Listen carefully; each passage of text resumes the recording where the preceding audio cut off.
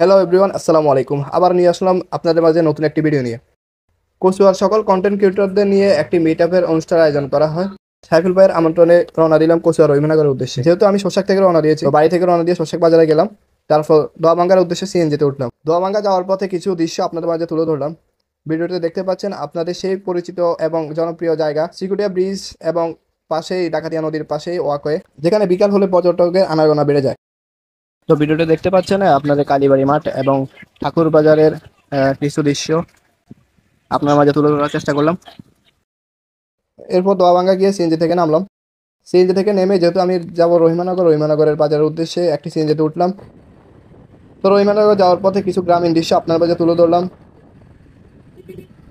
প্রায় 10-15 মিনিট যাওয়ার পরেই রহিমানগর শাহজালাল মার্কেটের সামনে এসে নামলাম। মূলত শাহজালাল মার্কেটের হোটেলের দ্বিতীয় তলায় এই অনুষ্ঠানটি। দোতলায় গিয়ে সাইফুল ভাইয়ের সাথে দেখা হয়ে গেল। সাইফুল ভাইয়ের আন্তরিকতা এবং ভালোবাসা দেখেই অনেক ভালো লাগলো। আসলে সাইফুল ভাই অনেক আন্তরিক। যেহেতু সবাই দুপুরে খাওয়ার খেয়েই অনুষ্ঠানটি কার্যক্রম শুরু করলেন। তো কোরআন তেলাওয়াত এবং বাংলাদেশের জাতীয় সঙ্গীত গেয়েই অনুষ্ঠানটি কার্যক্রম শুরু হয়। সেখানে অনেক গণ্যমান্য ব্যক্তিগণ অনুষ্ঠানটি কার্যক্রম শুরু করেন।